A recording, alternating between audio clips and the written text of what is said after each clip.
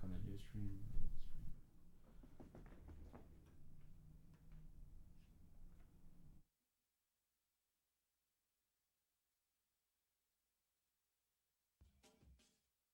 This is the Say It Can't Gamer, and you are live with the MMA-Holes! Mixed martial a-holes.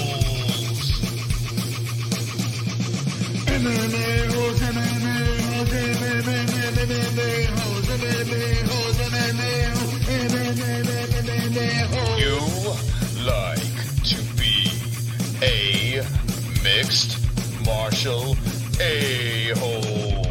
MMA-Holes, MMA-Holes, MMA-Holes, MMA-Holes, MMA-Holes. Boom, boom, boom, boom.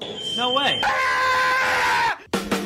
From the Queen Studios of New York, this is attempt number 2 at the Wednesday show. Conor McGregor versus Khabib Nurmagomedov. Press conference is finally here. MMA News, TGIW with the MMA.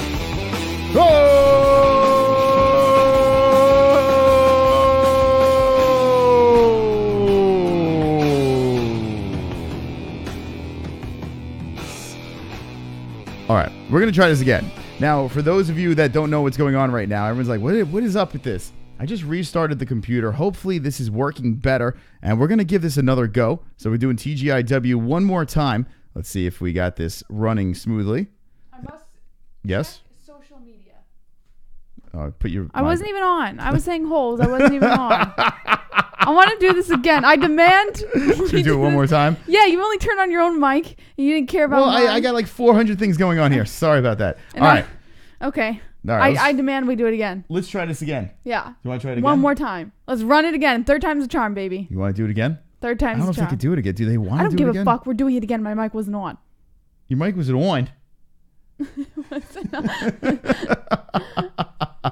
All right. Let's see. Everyone's saying, let's see if it's working. Let's see if it's working. I'm checking my stream, and it looks like it's nice and green. So, yeah. Okay. I think we're working. I think we're better now. I think the... See, do it. All right. Do it. You guys ready? All right, so this is what we're going to do. We got 70 people back. Thank you for coming back to the show. All right. We're going to restart the show right now, but don't worry. We're going to pretend we're restarting it. We're going to come out on fire. I'm going to do it again. We're even going to leave Jesse's mic on, okay? So all of you get to see the behind the scenes of how we do this. All right? We got 10 likes. Keep liking this video. We got to gather up those likes again. Jesse, you ready? I'm super ready. All right. Everybody, strap in, strap on.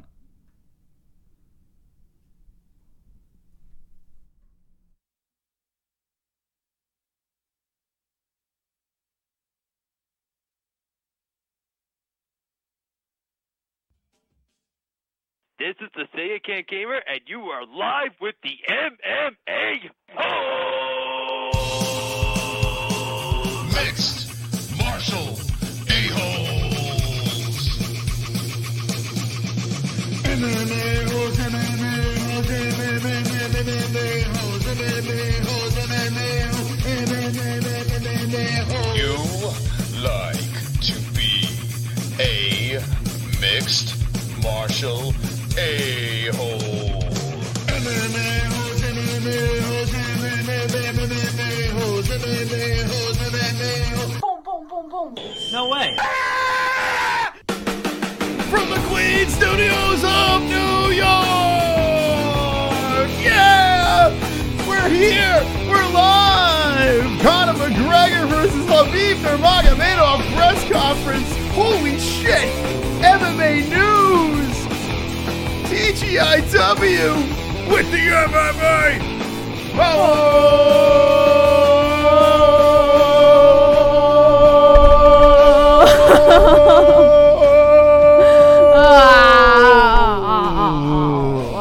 Yes!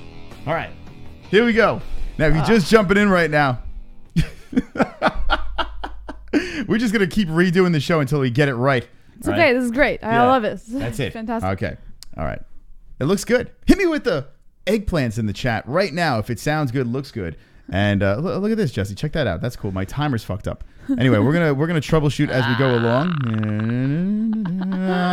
Why is it doing that? What is that about?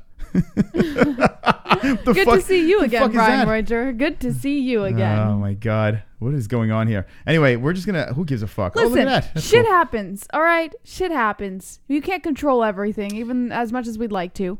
It's the beauty of a live show. That's what makes it so much fun, right? When you do a live show, you get to witness all the fuck ups, right? Yeah. And apparently, what just happened is... This is going to be great on Podbean. It looks Nobody's like... going to know what we're talking about. Well, we're going to explain it right now. It looks like the computer just shit the bed. I don't know what happened. It just kind of completely just fucked up. And we need to restart it, reset it, and now we're good to go. So everyone strap on. We got 90 people back in over here. We're going to touch on the Conor thing real quick with Khabib, and then we're going to progress. Oh, look. What happened? What happened? That's our last one. Don't worry. Should I delete it? Yeah, delete it. Yeah. Which is... Sorry. All right. Yeah, we're gonna keep this. You're very distracted. My apologies. I'm just trying to get back on track. That's all. Just forgive me. So what is up with this? I mean, what is up with that? With the 5 minutes over there? Why is it doing that? What was that about? All right, I'm gonna just turn that off. No, I don't know put what. it behind. Yeah, we don't need the timer anyway. So what do you think, Jesse? Some people did not get to hear your thoughts on Conor McGregor versus Khabib, right? So repeat yourself. What do you think about this whole press conference? Are you excited? Who is going to win the battle of the trash talking? I'm extremely stoked. I think Conor McGregor is a great shit talker, and he is the kind of fighter to live up to his word in the octagon. However, I think Khabib is a very unique individual, and I don't know if Conor's going to be able to get into Khabib's head, but I have a feeling he will most certainly do his best. Yeah, I think Conor, stoked. I think Conor is going to get into Khabib's head. I really do think it. The more I rattle it around in my brain, I think he's going to get in there. Is it going to affect this fight? I'm not quite sure because of Khabib's style of fighting. His grinding, grueling style. Yeah. I don't know if it's going to be enough in this fight. This is a different animal when you face a guy like Khabib. And I said this on the other version of the third time that we tried to do this, or the first or second time we tried to do this. I think this is Conor's toughest task to date. I really do think that Khabib is going to be his toughest task when it comes to the octagon. In fact, I think it's his toughest altogether, to be very honest over here. So let me know in the chat what you guys think. Do you think that this is Conor's toughest opponent to date? Khabib Nurmagomedov. Now, a lot of people want to see Conor get smashed, and I understand because they're like, he's annoying and he's running around about money and he doesn't defend his belts and blah, blah, blah, blah, blah. But let's be honest, the sport is dying for this fight to happen. And as a fan, I want to see this. I need to see the shit talking. I need to see Conor McGregor back because it's kind of lost it. And if you think about it, UFC 228 was a fantastic card, top to bottom.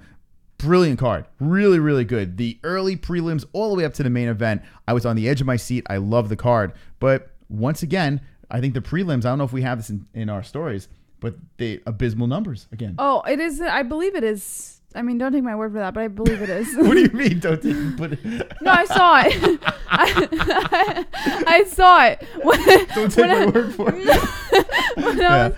When I was putting the news together, I did see the article, and I had every intention to put it in, so it should be in there. Okay, but it might not be. Edge of these seats. We're gonna find out. All right, chat room. What do you say? 20 likes. 20 likes. 20 likes. I've got fucking 20 likes. Yes.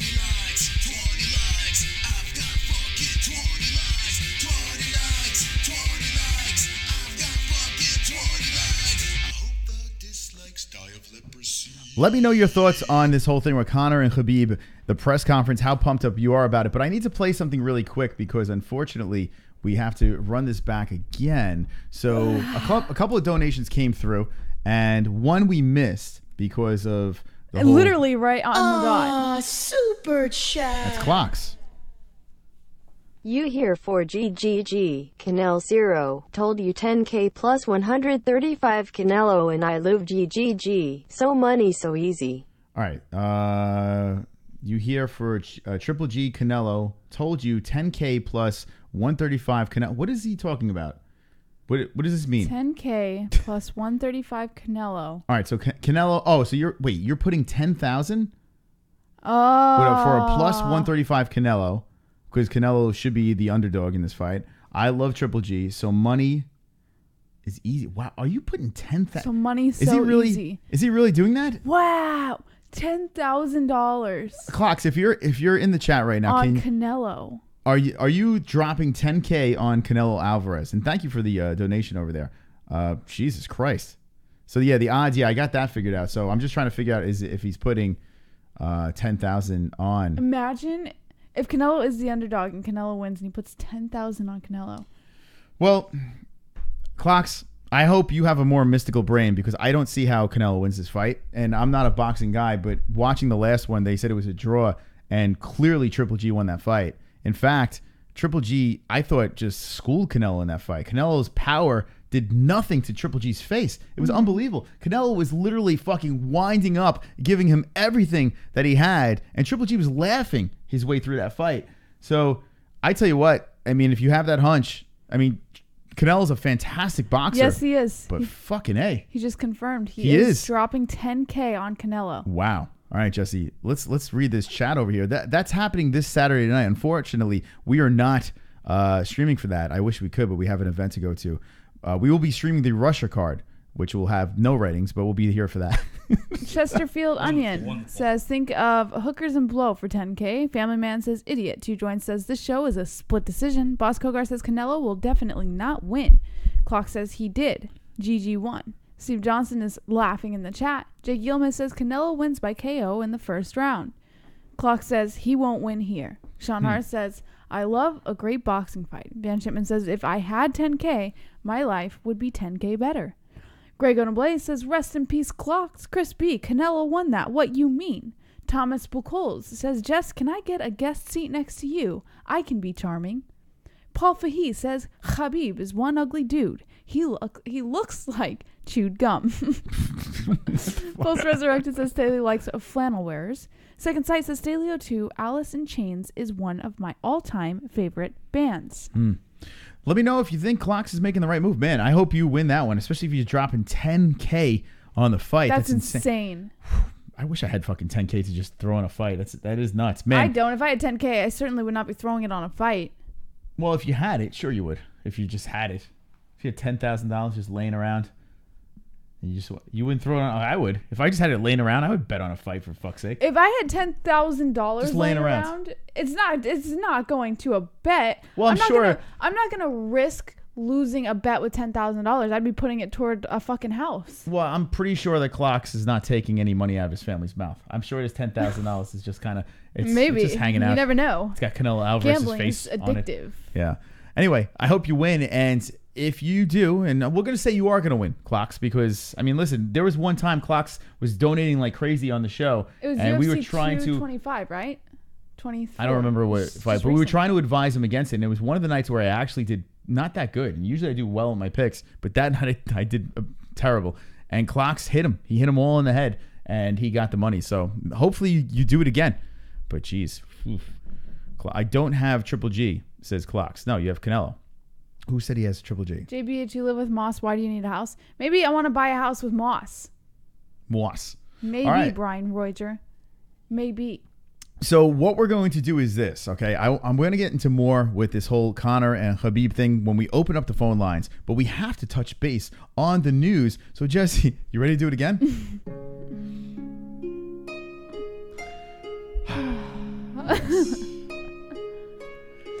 It's that time of the show again. Yeah. It's like deja vu, Jesse. Mm-hmm. Where I love you. You have to read the news, Jesse. Are you excited about this? Are you excited about this? Jesse, read us the news. I wish I had a net to catch these stars. Oh, Jesse, I want the MMA news. Everybody take your cocks out. The aura is here. Sparkles. Wake up, finish work, whatever you do, it's gonna be okay. It's gonna be okay. All right. No. Wonderful. Jesse, I'm trying to run the show here, for God's sakes. Stop. No one wants to hear that song. All right. What do we have in the news, Jesse? Now, you spoke about a couple of topics. If you're just jumping in now, we spoke about a couple of things, and the show went dead. No one gives a fuck about the song. The show went dead, and we are back rolling and flowing over here. You're gonna wrap one on one shoulder, I'm gonna wrap the other on the other shoulder, and you're gonna need a fucking army to come take them belts off me. Strange things have happened before. Remember Buster Douglas knocked out Tyson in his prime? Marquez knocked Pacquiao cold? It's not impossible. With a little prayer to Jesus Christ, and by Jesus Christ I do mean Dylan Donnies. The baby Jesus Christ, Dylan Donnies. Yeah. Listen, if someone was to say, hey, Chris, where would you put your money in that fight? It's not going to be on Canelo. I don't think that first fight was close at all in any way. And I was rooting hard for Canelo. He's my son, for God's sakes, But I don't know, Jesse. What do you think? I mean, I know you don't really follow boxing. I'm not the biggest fan. Do you think it's a wise move for Clocks to do this? Well, I would never think it's a wise move to drop 10K on anything. But listen, I am an avid MMA fan, and I could see myself dropping maybe not 10K, but I could see myself dropping some money on an MMA fight if I was passionate about it. So if you're passionate about Canelo Triple G, then sometimes you gotta gut. Yeah, sometimes you got a gut, and I got a little bit of a gut, but sometimes you have a feeling, right? Yeah, and I maybe get you just got that feeling all the time. TJ Dillashaw. Yeah. Cody Garbrandt. Darren Till. All right, let's see what we got here. So you spoke earlier about Rose and Jessica Andrade. Yeah. UFC 232. I think this is going to happen. I do believe that's going to happen. It'd be interesting to see for sure. On the cringe pick on the MMA-Holes.com, make sure you drop in your vote of who you think should win the wristband for the funniest comment for Drunk Chris over there. We spoke about Lyoto Machida on Bellator fighting in Hawaii, beating UFC to the punch over there. Are you pumped? Are you not pumped with that? Jesse, what else we have in the news? Darren Till, his nutritionist, can make 170 with ease for years to come. That's what his nutritionist says, by the way.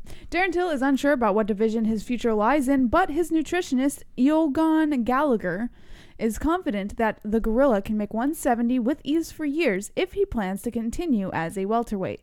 Gallagher was tasked with one of the most high-profile weight cuts in recent memory and passed the test with flying colors when Till hit the scales at 169 pounds on Friday for his title fight with champion Tyron Woodley.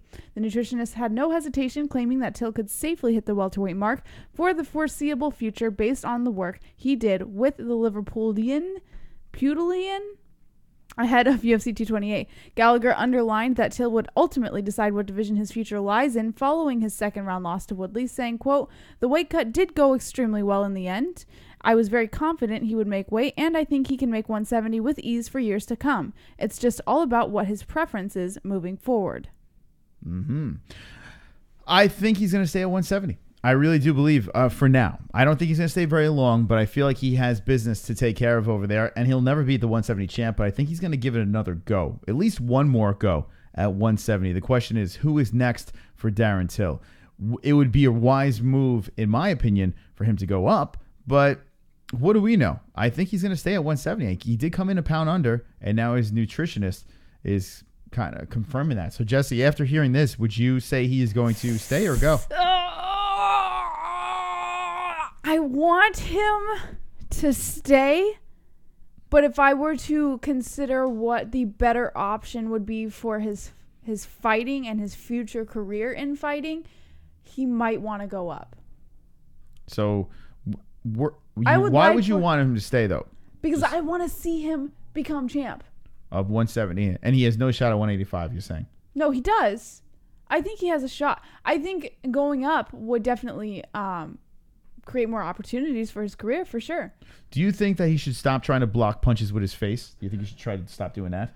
He didn't block punches with his face the last time he got choked out. Darce choke. Well, yeah, but how did he get there? He walked right into a Tyron Woodley right. Takedown. No, he walked into a Tyron Woodley right that his face was like, okay. Stop being something to Till. You lost already. Jesus. We got to gloat a little bit. Shout out to Harvey. Clock's coming in with the super chat. No feeling I don't like Canelo. He wins easy. I'm GGG huge fan. Wow. Wow. So you're a Triple G fan, but you're gonna put 10K on Canelo. That's interesting, no? Wow. Hey, listen. I hope you win, man. And thank you for the super chat. I appreciate that. I have full faith in you, Clocks.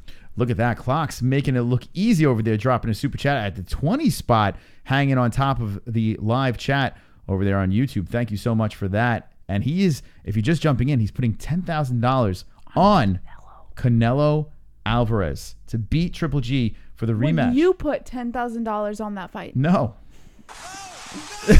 I wouldn't. But I don't have the 10 grand to do that, so I couldn't do that. But if you win, I hope you do. The last time we said no, you won. So let's keep on saying no so Clocks wins. If good karma. I don't know. Yeah. Who knows? That's a tough one over there. Yeah. Clocks, good luck, man. Good luck. All right, so Darren Till at 170. Let us know in the chat what you guys and gals think. Do you think Darren Till should stay at 170 or should he move up? I have a feeling we're going to see a lot of moving up, but I think he's going to stay. I really do. Jess, what do we have in this chat? Jordan Spanier says he's not putting 10K on fight. His mom's visa's maxed.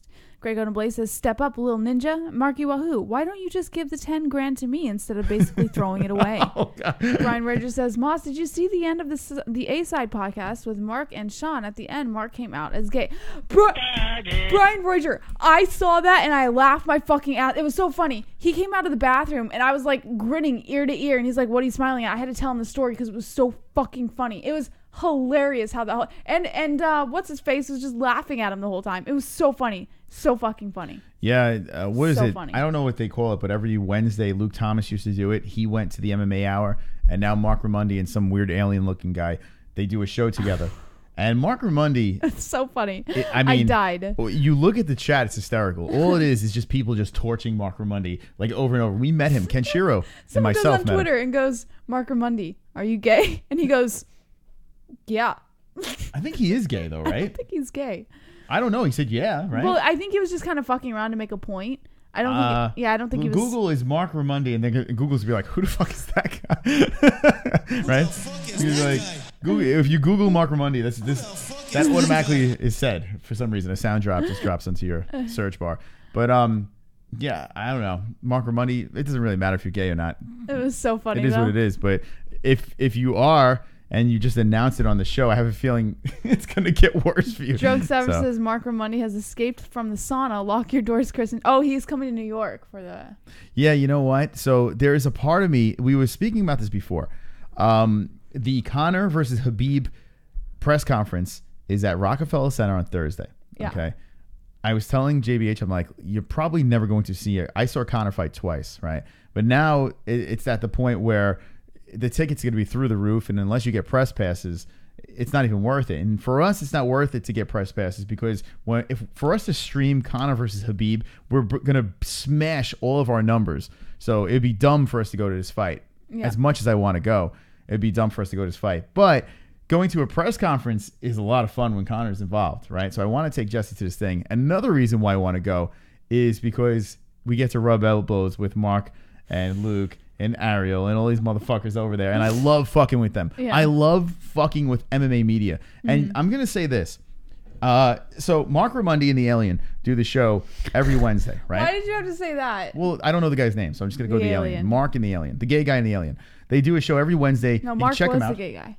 Yeah. Mark's the gay guy, and he does a show with an Alien. Right. So they were making mention of how people were hating on mixed martial artists. And maybe you can clear this up.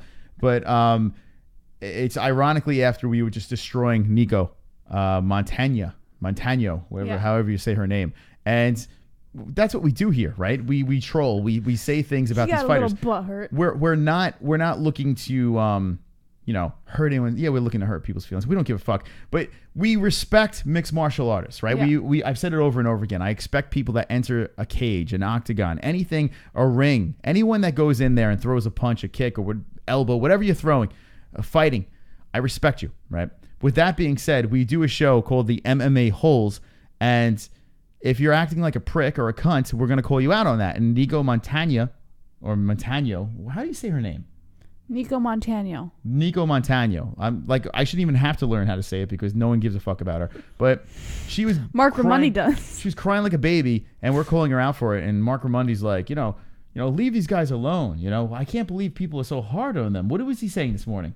Yeah, well, he was just saying that it baffled him how the internet was just lighting Nico on fire because she ended up in the hospital. He said if a UFC fighter ends up in the hospital, it's not just a non-severe case. It is severe because you don't have the UFC medical team show up and just be like, oh yeah, head to the hospital. If something's legitimately wrong, they'll send you. But if nothing's legitimately wrong, then they're going to be like, get up and fight. And that's not what happened. And he was a little upset because the internet, the fan base, the MMA community was lighting Nico on fire, and how the MMA community doesn't really support fighters yet. They're MMA fans, and it just doesn't make any sense. He was coming to the defense of the fighters, which is fine, but he seemed a little insulted. He seemed a lot insulted, actually, and it was kind of funny to watch. Yeah, it's so weird. I'm watching him, and I'm saying to myself, Mark McGrungle, whatever your name is, Raimondi. What are you doing?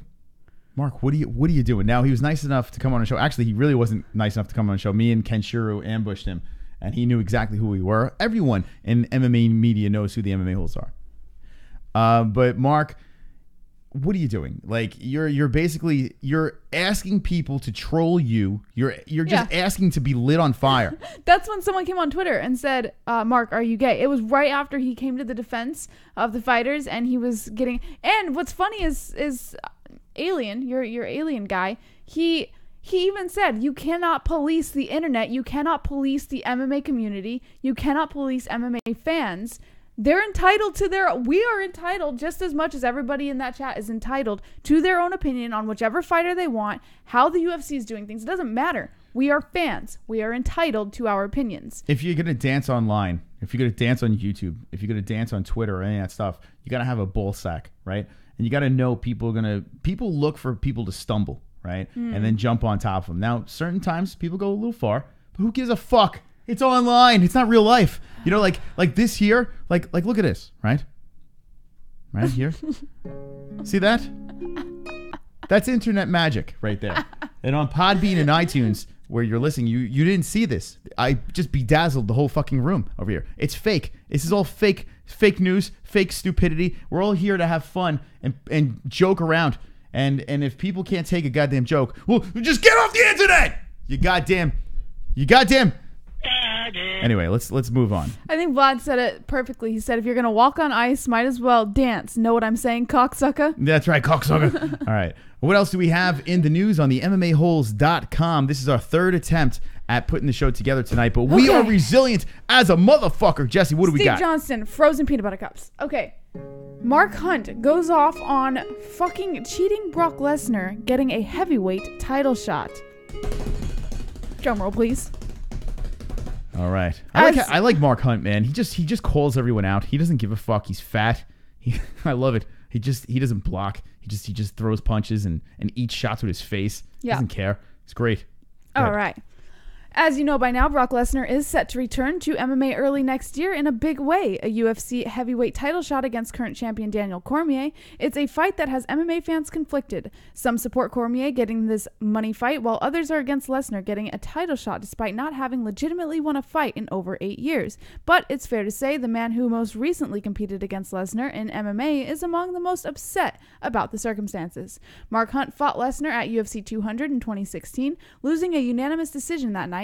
That decision was later overturned to a no contest when Lesnar failed a USADA drug test, which bothered Hunt to no end. The Super Samoan has never... One on one shoulder. This is a potted plant donating. And you're gonna need a fucking army to come take them belts off me. Hey, over here. I'm hungry. Oh my God, hold on a second. We got to put the potted plant cam, right? if you're just jumping in, you can look in the corner over there. We have a potted plant. And he talked to us. He said he's hungry. Should we feed the potted plant? Well, we fed him before the show. Actually, I fed the potted plant. I can't even believe I did that. I'm like, nice. I gotta take care of this He actually fed potted plant before the show. I hope this thing doesn't need sun. I hope it doesn't need sun. I told you it needs sun. Well, it's gonna die because there's no sun over there unless you count the orange wool. Potted plant, don't worry. I will take care of you.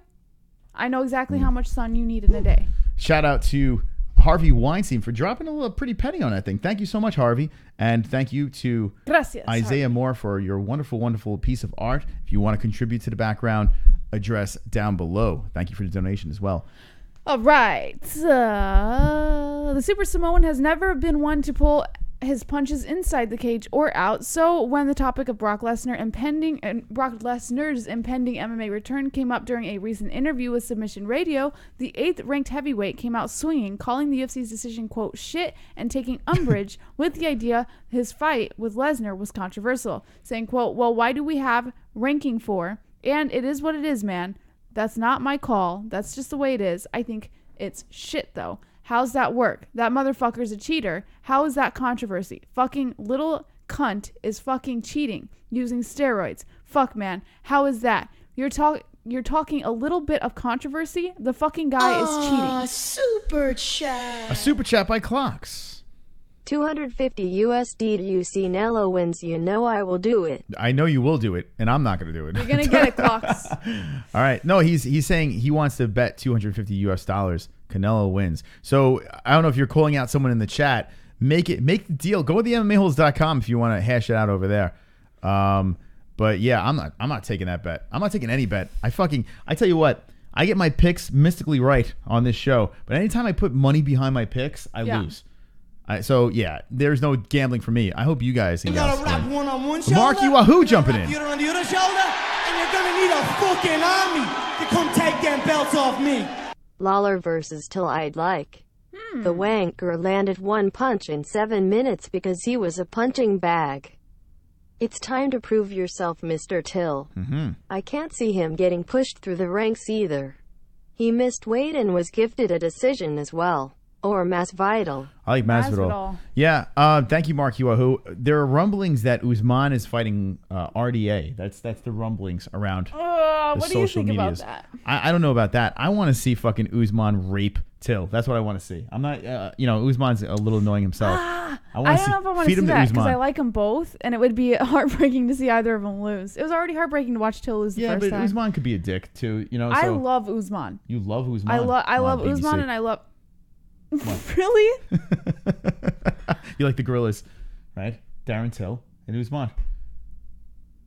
Actually, Usman's not a gorilla. That's racist. Anyway. Did you just hear the racism that took place? Well, it happens. Every once in a while it comes out. Well, if Snoop Dogg could do it, I could do it. I plead the Snoop. Yeah. I plead So the what do you Snoop. think about Mark Hunt going off on fucking cheating Brock Lesnar to get the heavyweight title? All right, let's get back on track. Mark Hunt, you know what? He is the only fighter that I can deal with the whining. He's the only guy. Like a lot, like Chiesa makes me want to vomit. Tyron Woodley, he makes me want to vomit when it comes to his whining. But Mark Hunt, he could whine and complain, and I'm down. I don't know why. He somehow gets away with it. Well, I don't know why. I think for any fighter, if they can live up to what their words are within the cage in the octagon, then it's acceptable. They get a pass, kind of like Conor McGregor. He can do all the complaining he wants because Conor don't complain. He lives at, well, if he wanted to, he could do. I'm sure there's gonna be a lot of people who say, "Oh, Conor nut riders, blah blah blah." But if you think about it, if a fighter lives up to their word inside the octagon, what the fuck? What does matter? You know what? If I was Mark Hunt, what I'd be complaining about more than anything was that fight was horrible. Like Brock Lesnar literally fucked him. Like it wasn't even a fight. It wasn't even a wrestling match. Brock Hunt just held him on the ground and was like, "I'm just gonna keep you here, little buddy, while I fucking hug you and get the win." That's what pretty much happened in that fight. I would hug you till I got the win. I know. Yes, wonderful. Wonderful.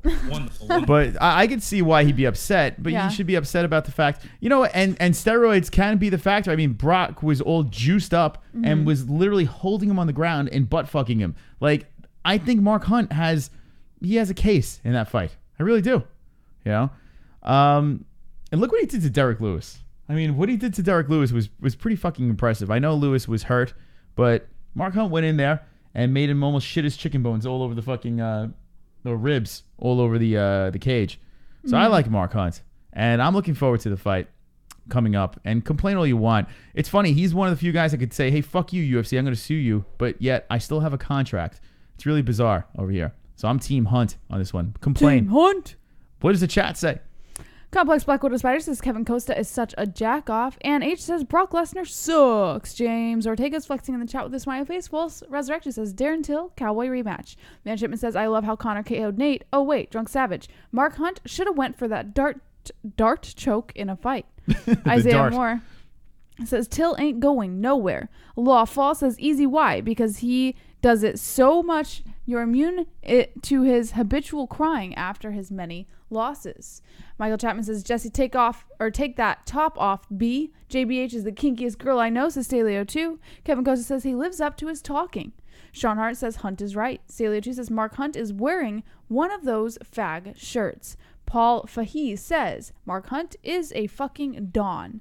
Clock says no, I'm giving you $250 US if Canelo wins, you blowhole, like I did with Gastelum, because you are you. Whoa! Oh my God! Oh my OMG! Go fuck the plant. Go fuck the plant, Jesse. Dance. Wonderful. Well, we can't celebrate right yet, Jesse, because I'm not feeling good about this fight. Anyway, I hope Canelo wins. All right. All right. So, yeah, Canelo Alvarez is fighting Triple G. The rematch is Saturday night. You know what I might do? We're going to a party, okay? Can't say where we're going. It's top secret. But we are going to a party, and you never know who's watching. So we're going to a party, and maybe, just maybe, we'll order the pay-per-view, and maybe I'll throw it on the fucking phone. Maybe we'll do a live reaction, like we'll sneak the phone stream, Jesse. So are you hear kidding? me out. What do you mean am I kidding? At a party? Well, That's not disrespectful. I'm a disrespectful man. No and kidding. My loyalty is with these people over here. So we'll stream for UFC Russia, and maybe I'll sneak the phone out while no one's looking. I'll put it on the side. I'm like, psst, we're going to watch Canelo Triple G together. You and me and Jesse. No one has to know. It's just the three of us. Would you want to do that, Jesse, or no? You want to be a rebel? What else is in the news? Would you like that in the chat? Hit me with the ones if you want us to sneak at the party, a sneaky stream. Maybe. You never know. What else we have in the news? Jose Aldo hopes for a lightweight debut at UFC 231, says his manager turned down a Donald Cerrone fight in Sao Paulo. So weird. You know what? That's a smart turn down over there. I don't know how I feel about Aldo versus Cerrone. I don't know about that. Go ahead. Rio de Janeiro? Former UFC featherweight champ Jose Aldo came close to headlining the upcoming fight night card scheduled for September 22nd in Brazil. Speaking with the media in Rio de Janeiro on Tuesday, Aldo said he was offered a lightweight bout with Donald Cerrone in the main event of UFC Sao Paulo after Glover Teixeira pulled out of a fight with Jimmy Manuwa, but his team eventually declined the offer on short notice. In a scrum with Brazilian reporters, Aldo explained why he's not interested in taking any fights at the UFC featherweight right now, except championship bouts, and why it would be important to fight at the same night of the planned title clash between Max Holloway and Brian Ortega. When he was asked what are your plans for the next fight and how is the talk going to be between you and the UFC and your manager, he says, right after the fight, Dana talked about the big possibility of fighting on December 8th in Canada again. I've had already asked for that fight. I said I wanted to be on that event. I really enjoyed fighting in Canada where I made my UFC debut, and I hope to fight there again. It's up to Didi now. He's looking into that and talking to Dana and Sean to get my next fight done. Hey guys. Oops, my mouth is on my forehead. All right, here we go. Hey guys, I just miraculously learned English. It's me, Jose Aldo, also known as Scarface. Oh, Jose, welcome. I hear you're moving up. Is that the deal? You're moving up. You're done with 145. Yes, my Scar. I spoke to Scar earlier today, and I've learned English. Amazingly, it's amazing stuff. And yes, my Scar says, "Hey man, maybe it's time for a change." So you spoke to your Scar. And your Scar said it's time for a change. Yeah, I think it's time for a change, man. So he's like, yo, Jose, I think it's time for change, man. Chase kind of go for the belt. Your English got so much better. You sound a little Mexican for some reason. Yeah, when you learn English, you sometimes you speak Mexicano accent. It happens something like that. Jesse, you're looking beautiful tonight. Thank you. I worry about your accent. You don't sound very Mexicano to me. Yeah, so see, sometimes women look at Scar and they rub their titties on my scar. It's fantastic. Jesse, would you rub your titties on my scar? Sure. What about pussy? Sure. My mouth is frozen. Oh, fuck. Jesse, look at this. The first time ever. The mouth froze. Wonderful. All right. You're welcome. All right. The mouth froze. What the fuck? What is going on tonight? What else do we have in the news? All right. Urijah Faber says Sage Northcutt versus Logan Paul could be a really smart financial move. Sure can. I can't put the mouth on. Look, the mouth is frozen, Jesse. Okay, should I put a black mouth on him? All right, here we go. The white mouth is broken, so we're going to put a black mouth. Here we go. What do you say? Okay. Hey, Mr. Jesse. All right, guy. The way Urijah Faber sees it, free agent Sage Northcutt belongs in the UFC. The ideal thing, in my opinion, would be for Sage to be the UFC world champion, says Faber. But at the same time, Faber has always had one of the best business senses of any fighter in the MMA game, and he also understands that a matchup between the Team Alpha Male standout and the YouTube superstar could potentially make Northcutt a lot of money in a hurry. He said, quote, he's got to look at every opportunity, and right now he's a free agent. Faber was in town promoting the Quintet 3 grappling event at Orleans Arena on October 5th when he said, and if that's something that can be set up, it could be a really smart financial move. And actually, there's some really intriguing stuff if you look at it. The recent boxing match between Paul and rapper KSI in England caught the attention of the mixed martial arts world on multiple levels. Hardcore fans were revulsed by the idea that inexperienced competitors commanded so much attention, but those with a keener business eye noted the event's financial success. Now, I have to admit, I was one of the fans who was cringing at the idea of the whole Logan Paul KSI match. I thought it was absolutely ridiculous. Yeah, it's not happening. I don't see it happening. By the way, more importantly, how about Sage's bicep? It looks like someone put a couple of chicken cutlets together and stuffed it under his... It looks great. I've never seen a bicep look like that. He has 3 parts of the bicep perfectly formed. It's what is that? Did he put a fucking... Did he go to Dunkin' Donuts and grab what was apple fritters and shove it under his fucking skin over there? It doesn't look normal. Apple fritter. Right?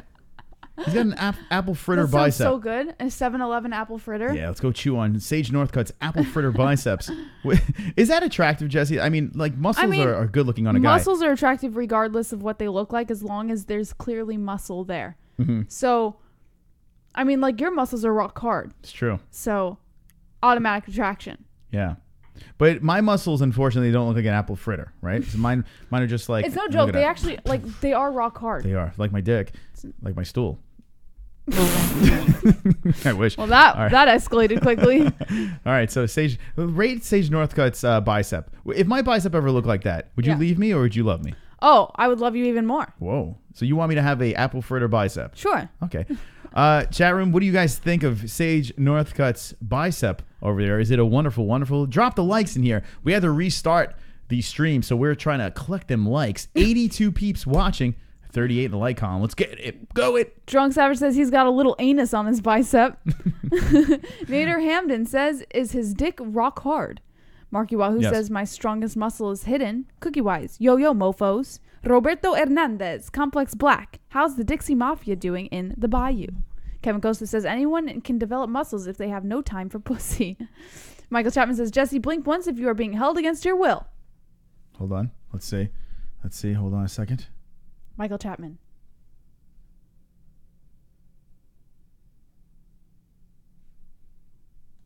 A cumin. All right, so Sage Northcutt, do you think how is he not on steroids, right? I mean, Nah, I think, like you said, he was born and bred a fighter, so it's crazy. I think he's just been that way. He's a freak of nature. He really is. He's an absolute freak of nature. Anyway, Sage Northcutt versus Logan Paul. Does anyone want to see that? Yes or no? And why hasn't the UFC given this man another contract? What is up with that? With the dilly, Jesse? Well, what the fucking dilly? Dilly. What the dilly? Ah, super chat. OJ Super Simpson. You look like a poor man's Phil Baroni. That's true. I am.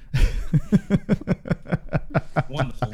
I'm hairy like him. All right, ladies and gentlemen, boys and girls, we've got 20 likes. 20 likes, 20 likes. I've got fucking 20 likes. 20 likes, 20 likes. I've got fucking 20 likes. 20 likes, 20 likes. I've got fucking 20 likes. I hope the dislikes Die of leprosy. die. All right. Of leprosy, of course. All right, the only way to die, if you don't like this. All right, so what else we have in the news on the MMAHoles.com. Make sure you check us out, by the way. We have a Patreon if you want to jump on our be a patron and support the show. If you would like to listen to this for free, we are on iTunes and on Podbean as well. By the way, I tell you what, everything we do, Jesse, It's like gold. it's unbelievable. Yeah. It is absolute. Everything we do. We took the audio from this and we're like, you know what? Sometimes people, they drive. They want to do other things. Yeah. You know, they can't watch the show, so they could listen to the show. And then boom, massive ratings over there too. Popularity through the roof on iTunes. We don't. It's gold. Gold. Yes, gold. Gold. Watch this. Gold. Watch this. I'm gonna touch this bonsai and watch what happens. Pay attention. Pay attention. Touch this. Right? Touch this. Gold. Fucking gold. Look at that. Gold bonsai. Gold. Fucking everything we touch is fucking gold over here. Everything we touch. I just is touched gold. his penis. Gold. Gold. So go check out us on iTunes and on Podbean as well, because we are goddamn celebrities over here. Jesse's putting the gold bonsai back. It's a miracle. We just touched it, it turned to gold. It's unbelievable. All right, Jesse, what else we... Don't look. It's unbelievable. It's unbelievable. By the way, we have a mask over here. Check us out on Instagram. Yeah. And you can see me wearing the mask. We think we're going to incorporate it on Fugor Friday. So what's the podcast called? It's called The MMA Holes. It's that simple. You go on Podbean, boom, The MMA Holes, we're there. On iTunes, The MMA Holes, we're there. If you want to watch the live show on YouTube for free, what else we have in the news? Khabib Nurmagomedov versus Conor McGregor press conference in New York next week. That's right. Yes, it's happening. We spoke about it at the top of the show. It is fucking happening. We got you, Punkus. What the fuck was that? All right. Here we go. Let the hype begin. UFC 229 is less than a month away, and the promotional pitch for the mega card at T-Mobile Arena in Las Vegas will begin in earnest a week from Thursday, September 20th, with a press conference at Radio City Music Hall in New York City. UFC lightweight champion Khabib Nurmagomedov, former UFC lightweight and featherweight champion Conor McGregor, and UFC president Dana White will be on hand for the event, which is scheduled for 5 p.m. Eastern Time. Although the event will be streamed online, the press conference itself is closed to the general public and is only open to the credentialed media. What do you say about that? That's crazy, huh? That is absolute. Radio City Music Hall. Mm-hmm. It's closed to the public. And by the way, I don't know if the UFC is going to grant. We get press. I don't know. We should look into it. Like, all right, forget it. My mind's all over the place. There's a part of me that still wants to go to this thing. Mm-hmm. But what we'll do is we'll stream live while this event is on. 5 p.m. Eastern Time, right? That's the time? Yes. On Thursday. On Thursday. We're going to be live. And we're going to be playing the audio so you can listen along with us. Okay, back to the story, Jesse. Sorry, I'm thinking out loud. Nurmagomedov is 26-0, will compete for the first time since defeating Ally Quinta to capture the vacant lightweight title at UFC 223. McGregor is 21-3, returns to the octagon for the first time since November 2016, when he defeated Eddie Alvarez at Madison Square Garden at UFC 205 to win the lightweight belt while already holding the featherweight title. Mm-hmm.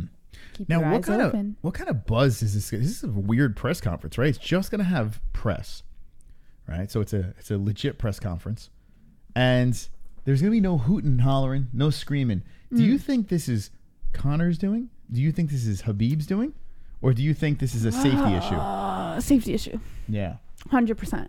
100%. I don't think the fighters really have a say on it, to be quite honest. Well, listen, Conor, whatever he wants, he gets. Well, right? that's true, but I don't think this is Conor's doing, for sure.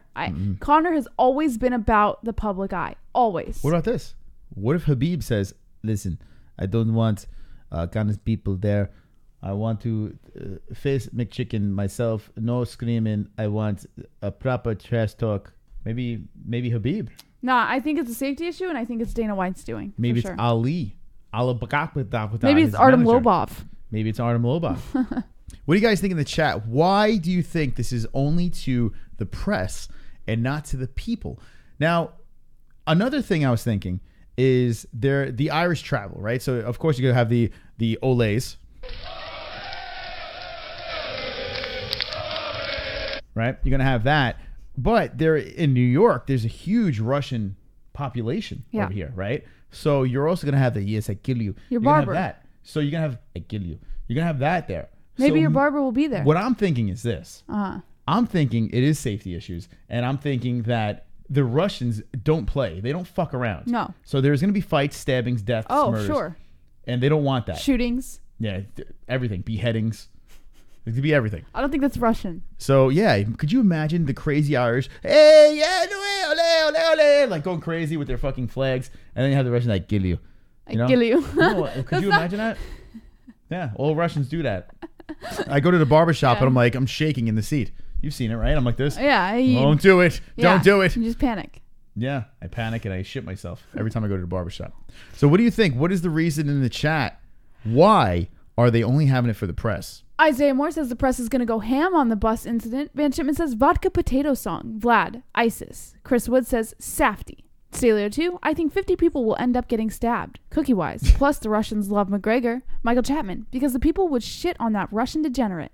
Boss Kogar, most Russians do not like Muslims. Seriously. Drunk Savage, vodka versus whiskey. Complex Black Widow Spider says Johnny Hendricks is the greatest welterweight in history. That is a fact. Best Ever says Conor's not going to show up. He even said it. Van Shipman, Khabib's going to tell McGregor, I must break you.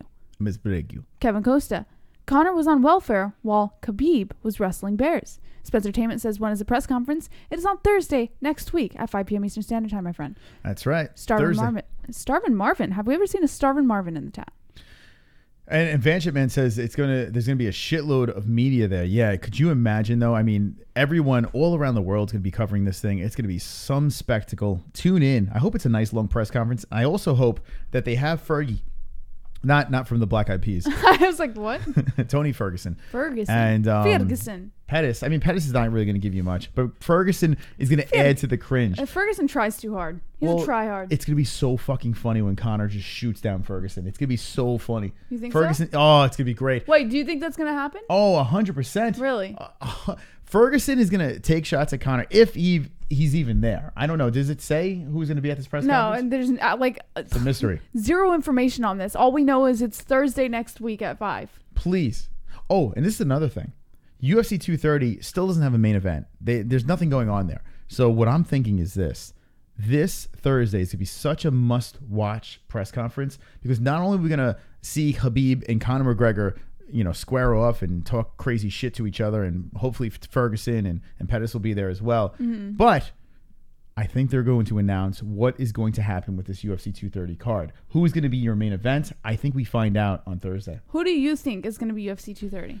All right. So you have Shevchenko, Jędrzejczyk. Shevchenko, Jędrzejczyk is a prediction, right? That I said is going to be on this card. Yeah. And I think they're going to do it. Why the fuck not? JJ has fought in New York multiple times. Can pull an audience. I think that's going to happen. I'm going to wrap you around the other shoulder, and you're going to need a fucking army to come take them belts off me. Russians are the white niggas of Europe. Felony Charles Bennett. I think the whole Russian community would show up and cause trouble. I'm sure the executives at UFC said, "Chael homie shit's too risky, Carnal." Mm-hmm. All right, so there goes Vlad coming in. And did you know that they're the white niggas of Europe, according to Felony Charles Bennett over there? Thank you for the insight, Felony. No, it's not. But yeah, thank you, Vlad, for the donation. If you guys want to donate, link in the description, or you can super chat. So super chat. So what do you think, Jesse? What do you think? Oh, so Jesse, I said before that donation, JJ versus Shevchenko. Yeah, I think somehow they're gonna put that together.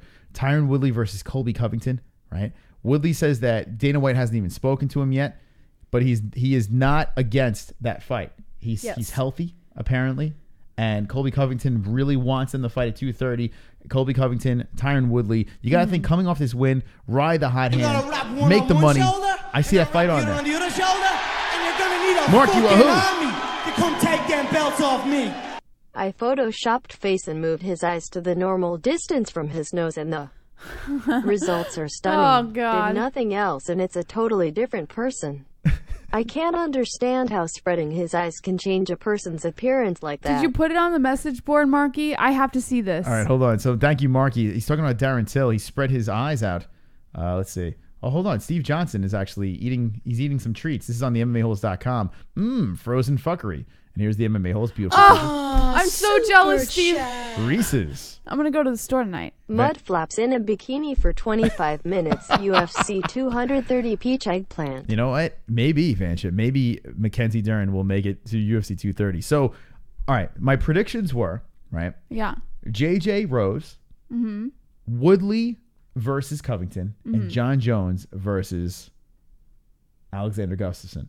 Now, that is the stretch. That is a huge stretch, the John Jones one. But it looks to me that Mystic Moss might be on the right path here.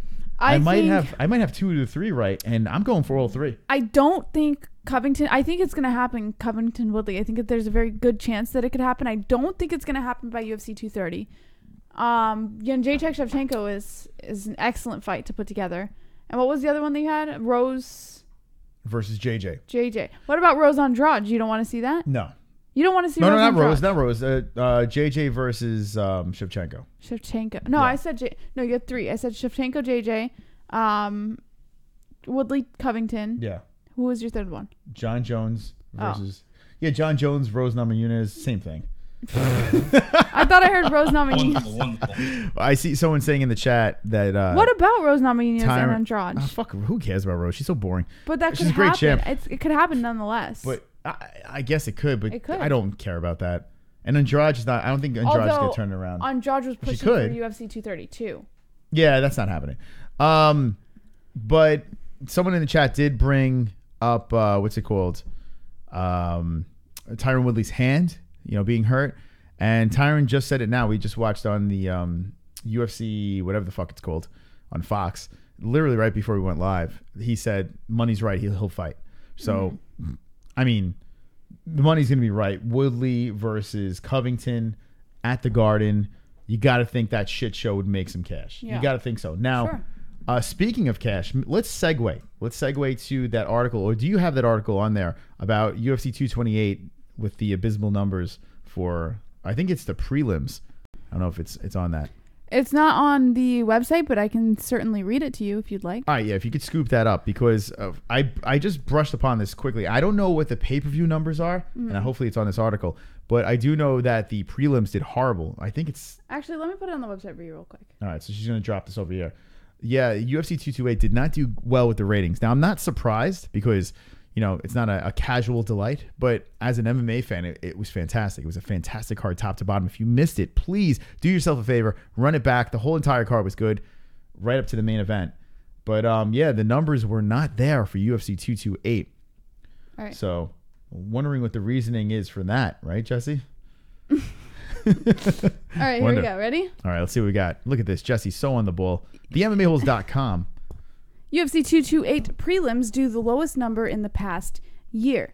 A combination of UFC 228 prelims being moved to unfamiliar territory on FX college football competition, along with no major interest in the show, led to the lowest numbers in 1 year. Saturday's show averaged 560,000 viewers, peaking with 683,000 viewers for the Tatiana Suarez win over Carla Esparza in the final of the 4 matches on the show. It was the lowest number since the prelims before UFC 215 held on September 9, 2017. That night saw a series of circumstances that hurt the number, notably the Walker Cup golf tournament going long and delaying the start of the FS1 show by 1 hour, leading the second hour to only do 418,000 viewers before the Amanda Nunes versus Valentina Shevchenko headline show, which ended up being among the lowest pay-per-view numbers in modern company history, with about 100,000 buys. Thus far in 2018, prelims held at FS1 have arranged 789,000 viewers, while those on FX have averaged 617,000 viewers. Wow. So not too good for the prelims over there, and it's going over to ESPN. I don't know. You're gonna watch it on ESPN Plus or whatever. So Fox is probably like, "Thank you, see you later." They're probably like, "All right, peace out. We'll play NASCAR or some shit." I don't know. But interesting stuff over here. It's wild. This card easily for me. You know, in hindsight, this is my favorite card of the year so far. UFC 228 has been fantastic. It was a fantastic card. I thoroughly enjoyed it and went super fast. We were live for majority of the card, and man, other than the Rivera versus Dodson fight, which we kind of needed that break because the card was so good, it was good. Do you think it was the best card of the year? No. Well, because your boy lost. Is that why? What do you think about UFC 228? Where is it ranked? It wasn't bad. I really like. In fact, and it's like I was saying during the actual fight card, I said it's interesting that the entire MMA community, including us both, were complaining about the UFC 228 card, and then when it was being put together, and then when it was finally put together, everything was solid after weigh-ins and everything. We were like, this isn't a bad card, and the fights themselves were Sterling with the fucking and Zabit with the same exact fucking finishes. Like, it's insane. It's insane. The card alone was actually really good. It was a very good card. Fox signed a 4-year contract to bring boxing back to network TV. So there you go. Sean McKenzie saying that boxing is coming back. So you know what? They're going to get more ratings with that. It's how it works, right? Boxing is just still more popular, and you'll see with the ratings this weekend. Canelo Triple G is probably going to make some pretty decent numbers. Part deuce. What else we have in the news, Jesse? We're going to open up the phone lines after the news. 92 peeps watching. Make sure you like this video. If you're not subscribed, drop a sub. And if you don't, you can lick our balls. Lick my balls. Fabricio Werdum is suspended 2 years by USADA for failed drug test. Bwah, bwah, bwah. Fabricio Werdum's career will be put on hold until at least 2020.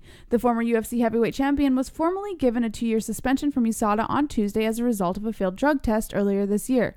Werdum, who is 41 years old, tested positive for the anabolic steroid trenbolone. Wait, hold on a second, Jesse. Yes. A Brazilian pop for steroids? What?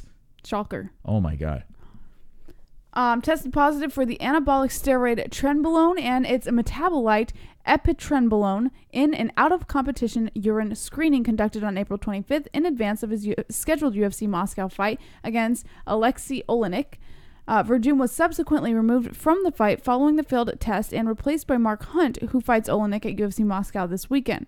Werdum, who is 23-8-1, is widely considered to be one of the greatest heavyweights of his era. The Brazilian's best chapter stretched from 2012 to 2015 when he cracked up a 6-0 run unified the UFC heavyweight title with a submission victory over Cain Velasquez. According to USADA, Werdum's 2-year suspension started retroactively on May 22nd, the date of his provisional suspension, meaning the earliest Werdum will be eligible to compete is on May 22nd, 2020. He will be 43 years old. No. Hey, goodbye. Yeah, 43. Yeah, it's not happening. Let me know in the chat. I mean, some of these guys just can't let it go. Do you think that Werdum will come back? I'm going to go with no. I mean, all right, Jesse, read the chat, what they have to say. Complex Black Widow Spider says, Boss Kogar, screw that cheater. Steve Johnson says, Isaiah Moore, this is just the news on his post-provisional sentencing from USADA. Lawfall says, at 41, they should give him a pass. Lep Hero says, this woman voice, amazing. Wonderful. Isaiah Moore says, I see. Weezing336 says, go to Bellator. Skullcracker says, he gets 2 years while John Jones still waits to hear his sentencing. Way to be consistent, USADA. Sean McKenzie says, Van Shipman. Oh, I missed it. Sorry, Sean. Tominator says, Jimmy Manawa is the future light heavyweight champ. Paul Fahey says, aw, poor Werdum. Steve Johnson says, and try to go fight overseas. Boss Koger says, Complex Black Widow Spider, rules were meant to be broken. Kenshiro Ryu MMA, filthy Brazilian animals. Lawful says, Fabricio Werdum. Gay Agent says, I love filthy men. Anthony Flanagan says Rogan was talking about how pumped he was compared the way used to look like. How pumped up he was compared the way used to look like. Wonderful. Isaiah Moore says Brazil farms steroids. Post-resurrected says she's aight. Steve Johnson says Trent is a good steroid too. Brian Rager, Werdum can still fight in Russia.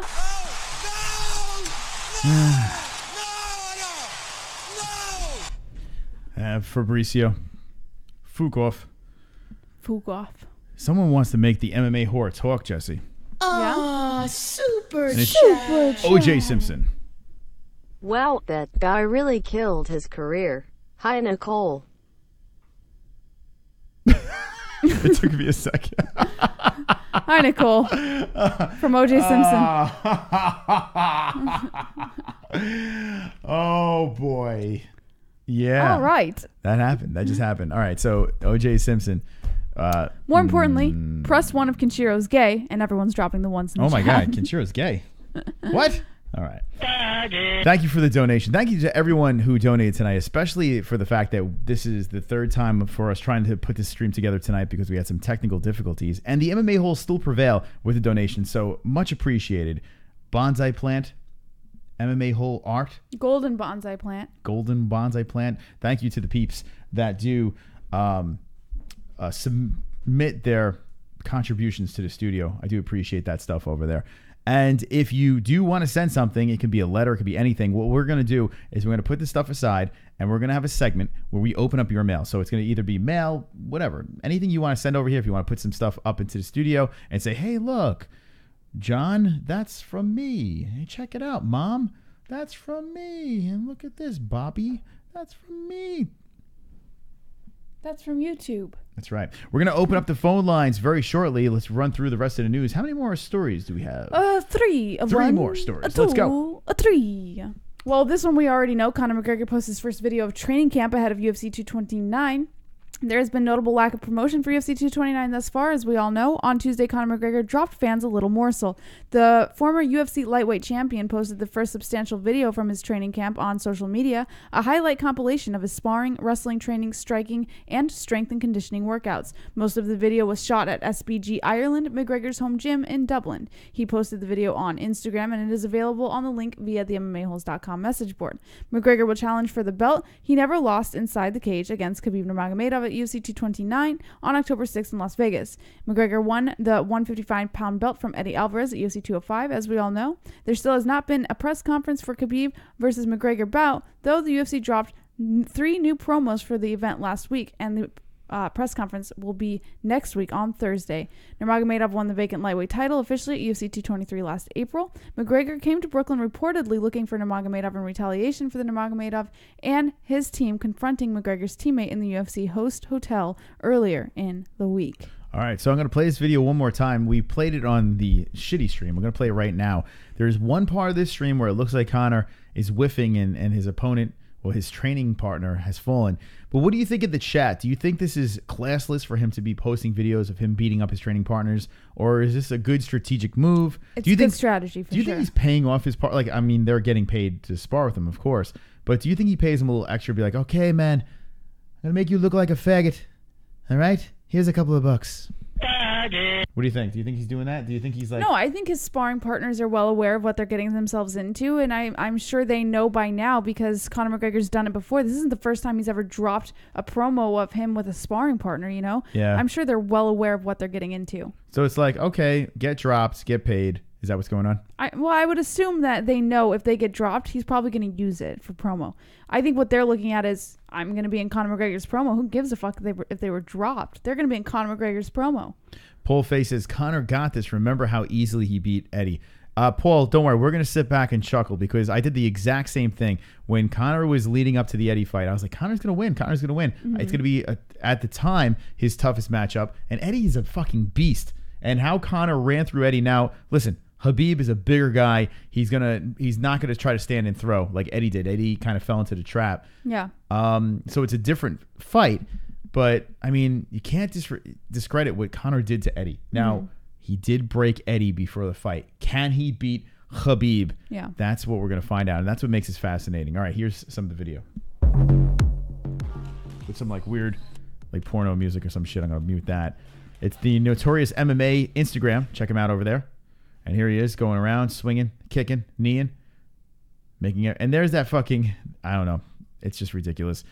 It's just weird. That weird knockdown is just bizarre. It doesn't. I want to do a video just devoted to that clip over there. We're gonna let it run through one more time. I wish I can rewind this on Instagram. You can't do that. So it's crafty that he did this. We should record this anyway. Let's watch it again on Instagram. But here we go. There they go. Kind of preparing for Khabib. We're watching this on YouTube. If you want to see it live, Podbeam and iTunes. If you want to hear the replay, and there it is. There's that whiff. It happens so fast. Yeah. But I don't know. Something's strange about that. All right, let me know your thoughts. Eddie is jacked, says Donnie Bosco. Conor talking shit is almost as important as the fight itself. Agreed. Completely agree, Jose. 100%. All right, what else do we have in the news? Michael Chiesa files a lawsuit against Conor McGregor and others for the Brooklyn bus attack. Michael Chiesa's attorney made it official Monday night the UFC fighter is suing Conor McGregor and others in response to the infamous dolly throwing, hand truck throwing, incident that occurred back in April in Brooklyn. Chiesa filed a lawsuit against McGregor, McGregor's Sports and Entertainment, Barclays Center, McGregor's cohorts, and others Monday in New York State Supreme Court, Kings County, per the complaint obtained by MMA Fighting. TMZ was the first to report the news. Among the claims made in the suit are negligence, negligent infliction of emotional distress, assault, and battery. After UFC 223 Media Day in April, McGregor, the former UFC lightweight champion, and dozens of others stormed the Barclays Center loading dock in Brooklyn, attacking a bus that held UFC fighters. McGregor picked up a dolly sitting nearby and threw it at a bus, shattering a window which sprayed glass onto Chiesa and others inside the vehicle. Chiesa was left bloody from the incident and had to withdraw from his UFC 223 fight against Anthony Pettis, which was scheduled for 2 days later at Barclays. Ray Borg, another fighter on the bus, had to withdraw from a scheduled bout from Brandon Moreno due to glass getting in his eye. McGregor was arrested later that night on charges that included a pair of felonies. The Irish superstar ultimately pleaded guilty to misdemeanor disorderly conduct in July. As part of the plea deal, McGregor had to perform 5 days of community service and undergo 3 days of anger management courses. The attack was reportedly in response to McGregor rival Khabib Nurmagomedov and his team confronting McGregor's teammate Artem Lobov in the UFC host hotel earlier that week. Nurmagomedov was one of the fighters on the bus in the Barclays loading dock. In the complaint filed Monday, Chiesa's attorney Joseph W. Murray writes that Chiesa was, quote, attacked, assaulted, and or battered by McGregor and his cohorts, which go unnamed, resulting in, quote, serious personal, economic, and other injury. Okay. Couple of things with this. All right. Michael Chiesa. So what he's doing here, I can't blame the guy, right? Conor's got a shitload of money and he sees an opportunity and he's going to take the opportunity, right? So I can't kill him for that. It's just the fact that it's Michael Chiesa that rubs me the wrong way, right? He's a notorious complainer and whiner.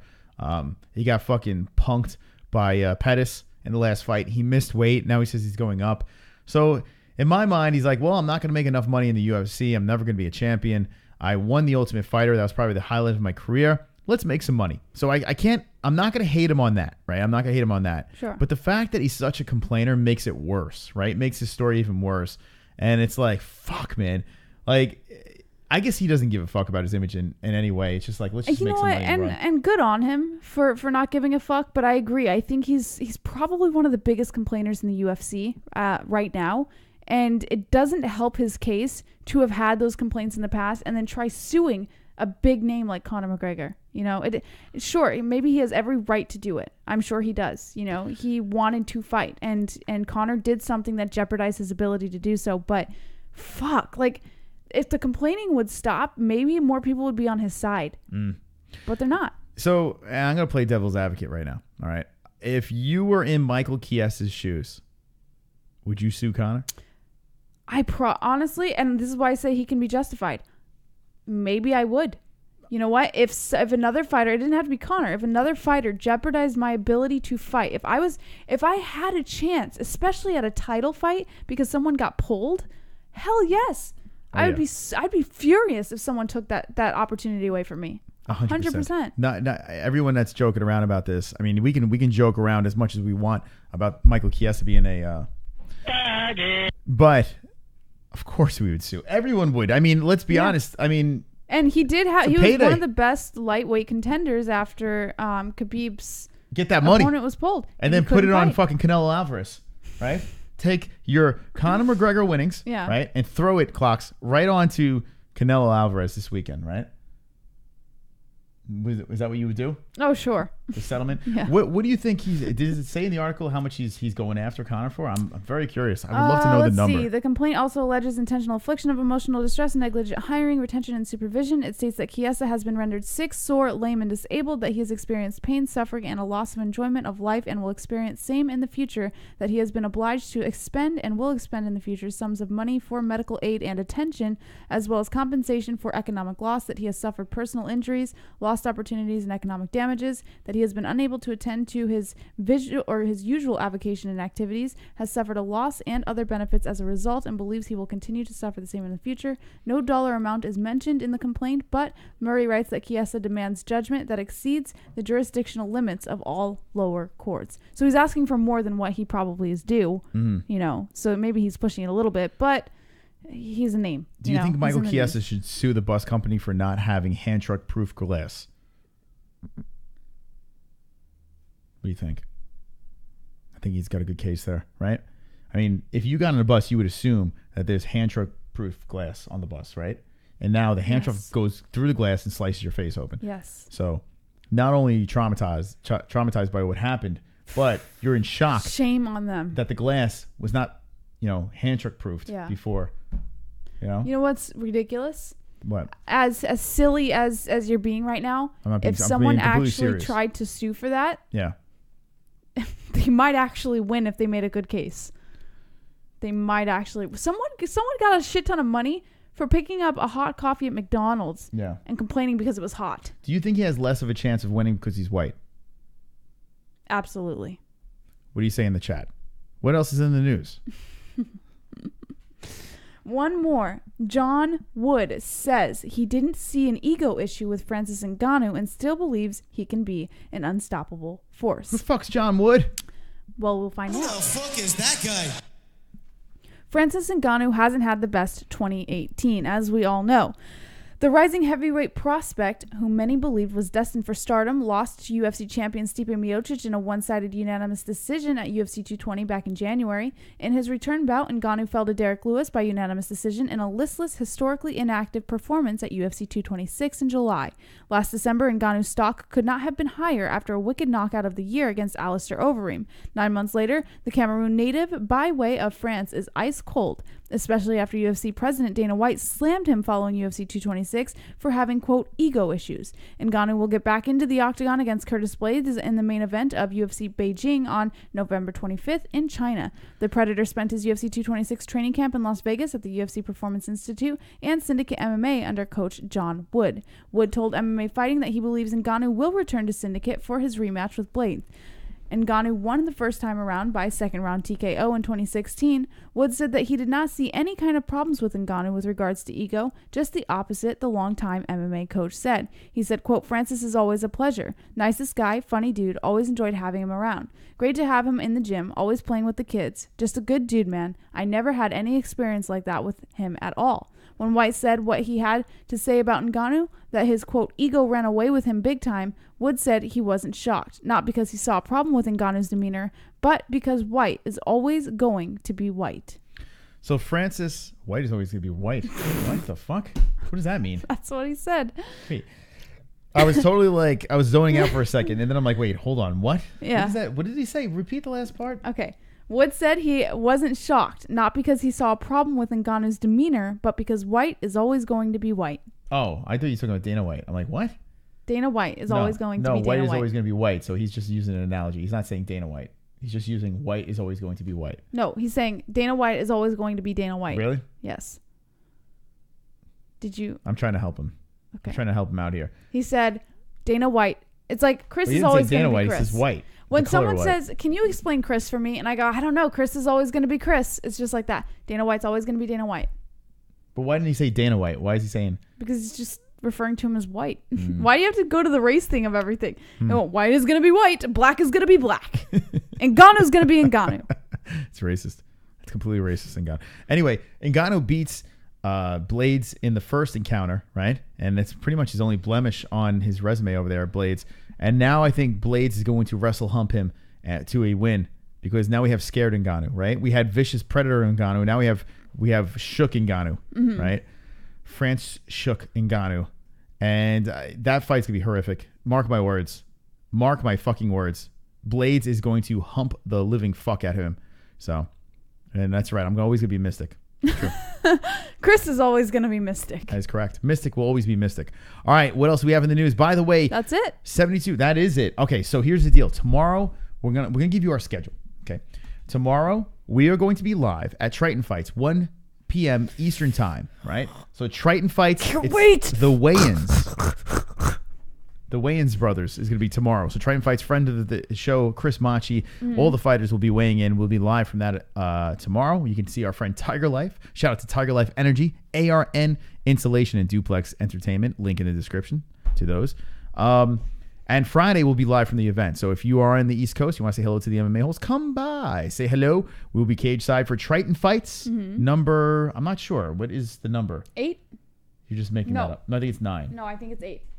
It's either 8 or 9. I'm not sure. But it's going to be this Saturday at the Space, Westbury. We're going to have the link in the description to the information tomorrow in the description and on Friday as well. No, you're right. It is 9. I'm always right. Sorry, I missed it. I thought it was 8. So 9. So tomorrow, 1 p.m. Eastern time, we'll be live for the weigh-ins. And then on Friday, we'll be live for the actual event. No Fuqua Friday. So feel free to donate as if it was Fuqua Friday. But now it's time to take a couple of phone calls, okay?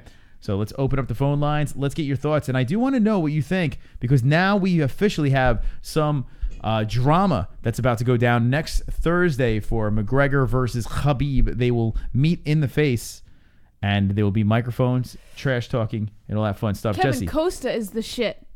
what do we got going on?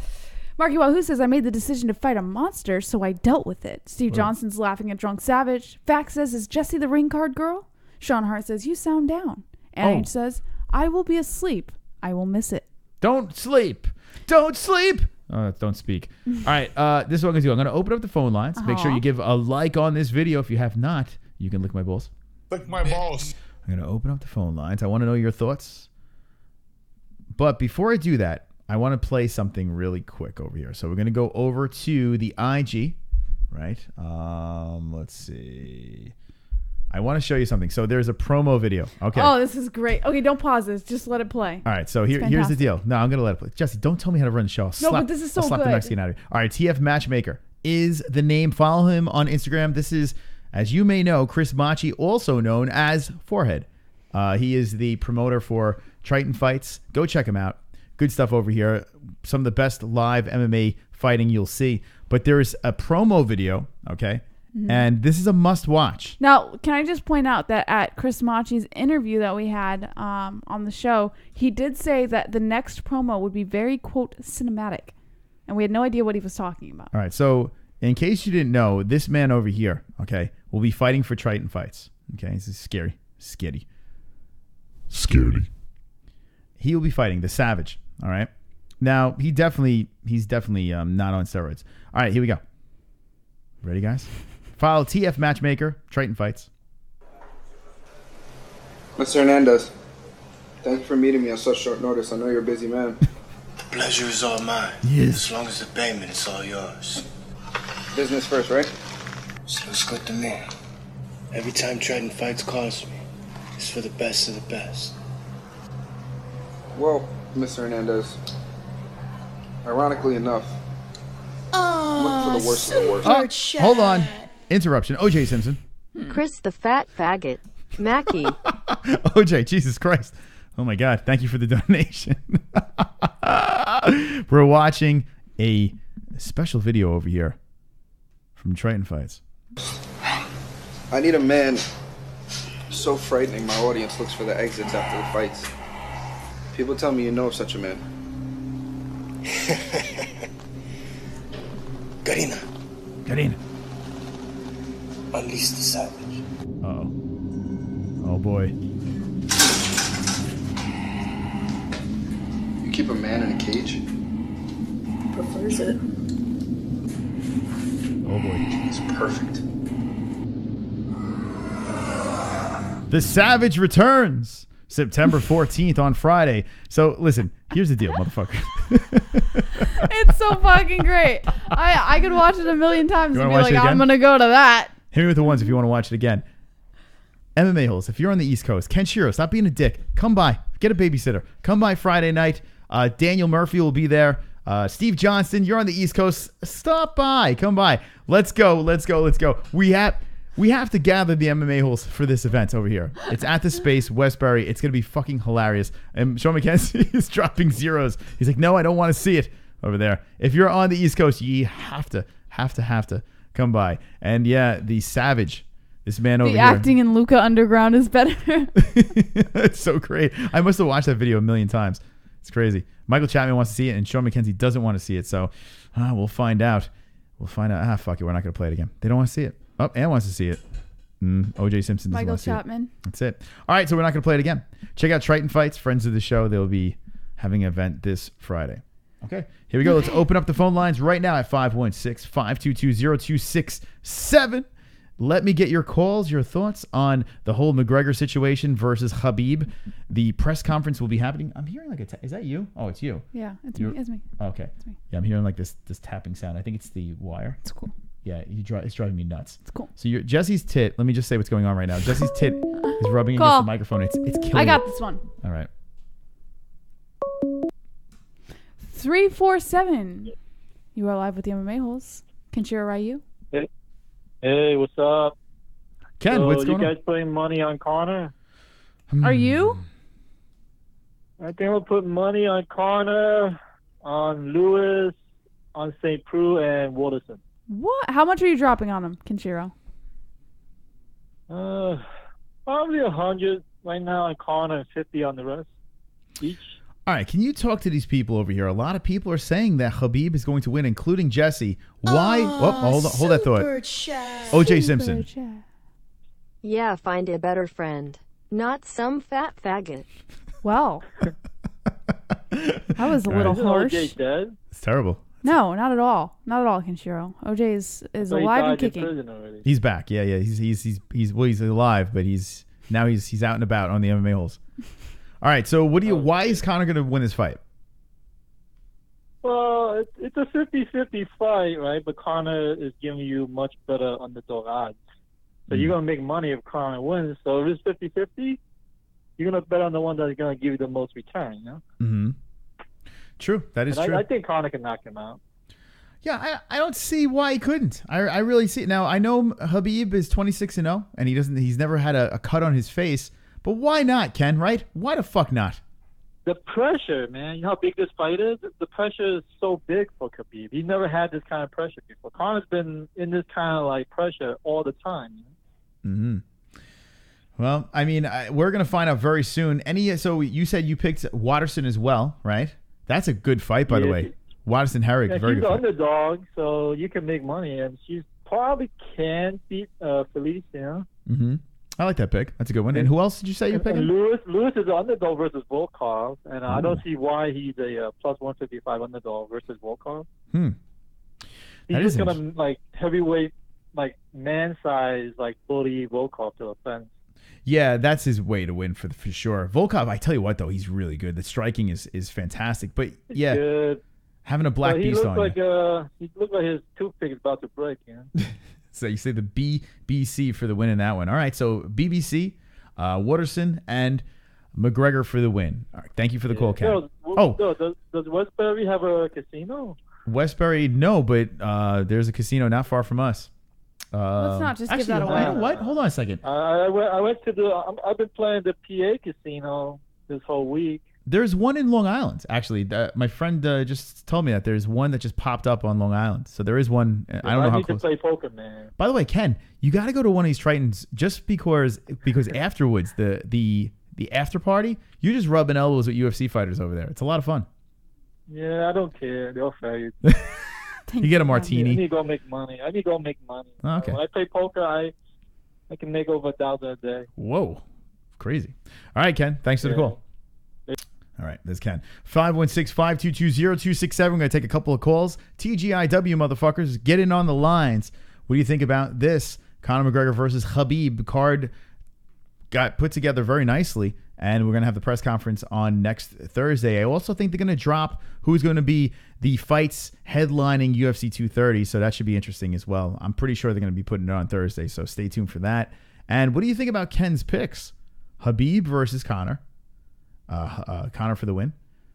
Lewis versus Volkov. Lewis for the win. And the Karate Hottie over Felice Herrig. Jess, what do you think about those picks? I think they're all fairly decent picks. Yeah, I can't say that there's any that I would have differed from. That's probably how I'm going to pick as well. Well, you picked Conor, right? Yeah, you picked Conor. Yeah, I don't know. I want to say Khabib is going to win that You're one. saying Khabib right now, but there is a part of you. I want it to be Conor. So you're rooting for think Conor, but you think Khabib Khabib's is going to win. Yeah. Okay. All right, let me know in the chat what you guys think. We're going to take a couple of calls, and then we're going to wind this shit down. We had to go a little bit late. We started a little bit late because the show... Only 30 minutes. It's a disaster. It started, it was a mess. It was a complete disaster. It was glitching. The computer was glitching. It was buffering like crazy. So we had to reset the whole computer, start a brand new stream. But the MMA Holes came back to visit, so I do appreciate that. The MMA Holes never give up and never die because everything we touch, bing, is gold. Gay Agent wants to know, does anyone like fried dog? That's a very good question. Shame on you, Gay Agent. What do you mean shame on him? Maybe he fried likes dog. The delicacy in some places. Mm-hmm. No? You don't think so? Super Whoa, chat. Now and Later back. What's up, Now and Later? In prison, a blood robbed Mia heated up baby oil and bottle sprayed him when he was on DAW. Toilet punch in his face, the skin melted off him, turning pink. What the fuck? So that's a fantastic story from Now and Later over there. Jesse, how do you feel about that? Now and Later's back. Welcome back, Now and Later. I got it. That didn't hurt. All right, you got it, Jesse? Here we go. 828, you are live with the MMA Holes. What's your name, where you from, and what is on your mind? Hey, it's Van Shipman. How you guys doing? Hey, Van Shipman. Wonderful.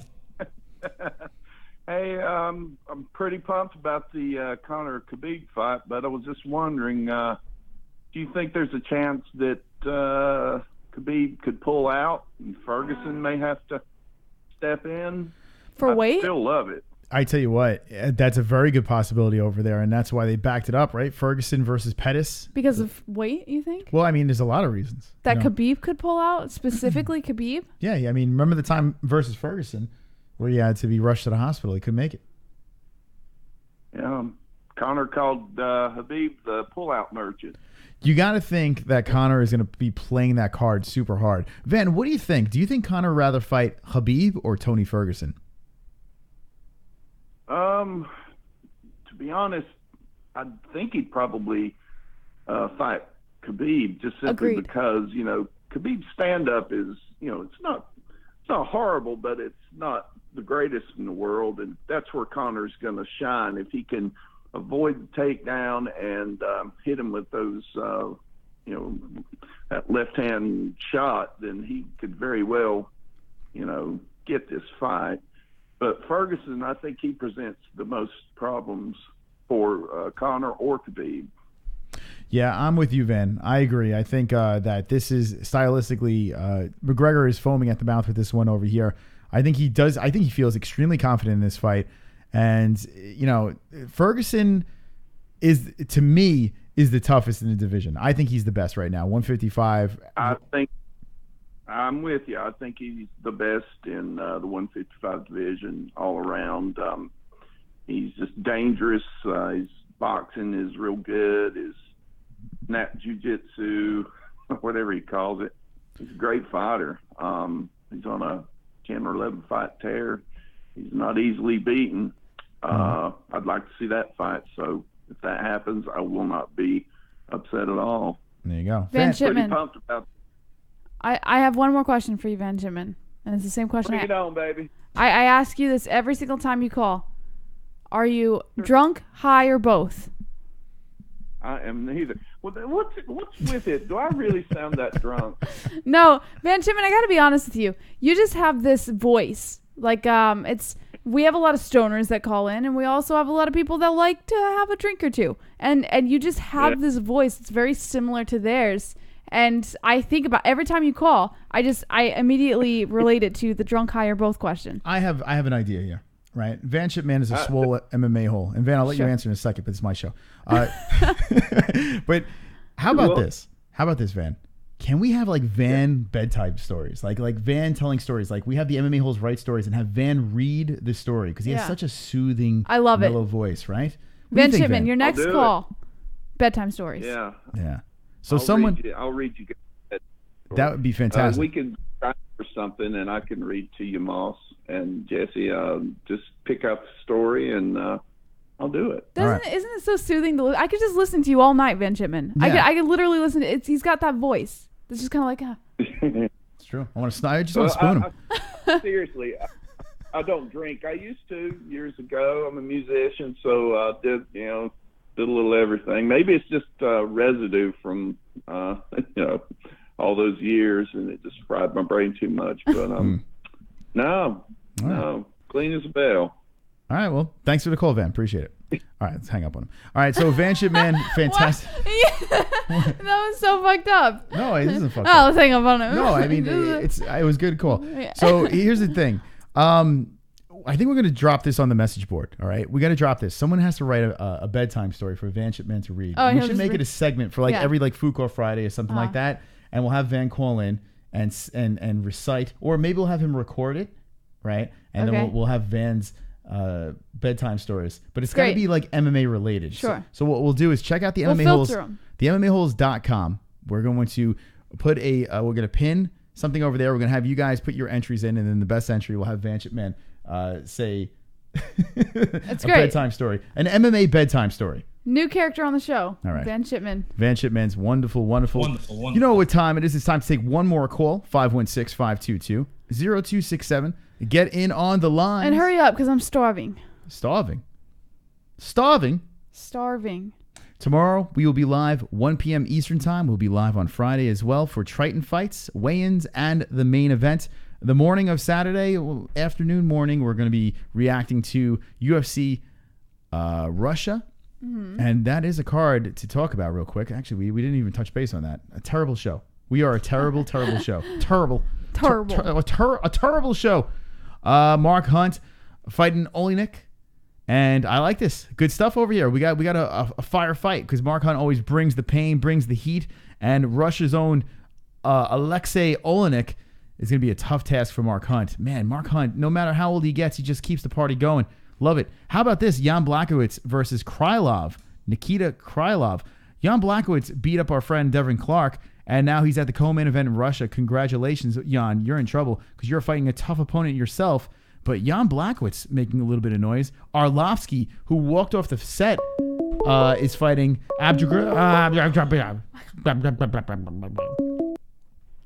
Could this be our last caller of the night? Hello. I knew it. NH, the knitter. Knitter, what's up? What's up? It's always good to end the show with an NH call, right? It's because we love NH. Yeah. Mm-hmm. It is good. It's good. Now, Ann, unfortunately, you're not on the East Coast. We would love to drag you to one of these Triton fights, but it's not going to happen. It sucks. But one day, Ann. Yeah. One day. One day we'll meet, and we'll embrace a warm embrace between myself and NH. What about me? What about me, Ann? Yeah. You what can about embrace Jesse? with my gauge. Okay. I'll be in the middle. There you go. There you go. So, Ann, welcome back. Thanks for hanging no, on. I'll embrace Mike H. You can embrace NH. I'll embrace Mike H. There you go. See? We'll swing. There you go. Perfect. All right. So, Ann, what's the deal this Saturday? Will you be up for UFC Russia?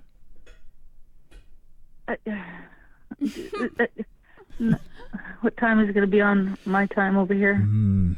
All right. So, it's going to be at 11 a.m. Pacific time, 2 p.m. Eastern time is the main card. And then the prelims, well, it's only early prelims. It's only Fight Pass prelims and then the main card. So 7:30 Pacific time. No. That's the beginning. So what about 11 a.m. Pacific time,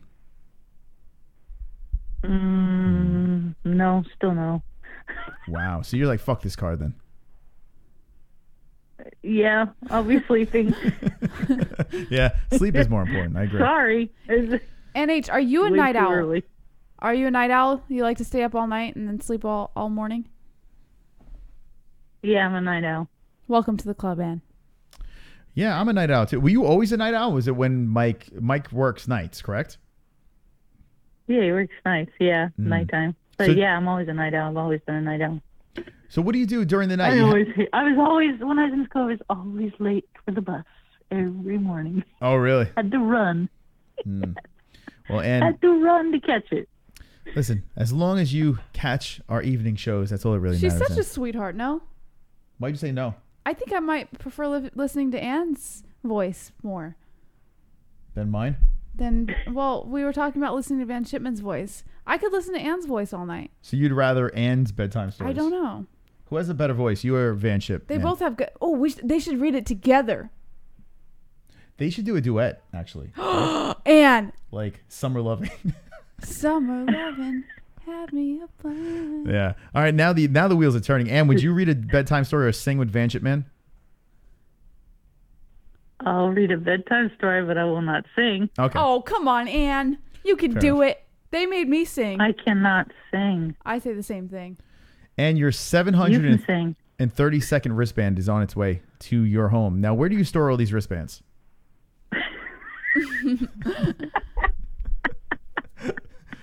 That's funny. Yeah, I got them. Well, a couple of them, like just all the stuff faded off of them completely. So I got to say, there's no better person than to be rocking the MMA-Holes wristband than Ann. So I'm glad to know that you are wearing your wonderful, wonderful wristband proudly. So yeah, you can catch me in some pics I've posted with my wristband on there. good stuff. You know, Ann, we never really gave you a proper shout out. Like if you ever wanted people to follow on Twitter, or is there an Insta Ann? Yeah, but it's private. Oh, okay. Oh. So Yeah. fuck everyone. Fuck the I trolls. don't want to. No, I don't. Yeah, I don't want that public. No. All Sorry. right, fair enough. Twitter's fine. And do you have any predictions for this fight over here? For Olenek versus Hunt, what is your prediction for that card? The fight, Olenek versus Hunt. Man, Hunt just goes for bro. Boom, punches. Yeah, goes for it.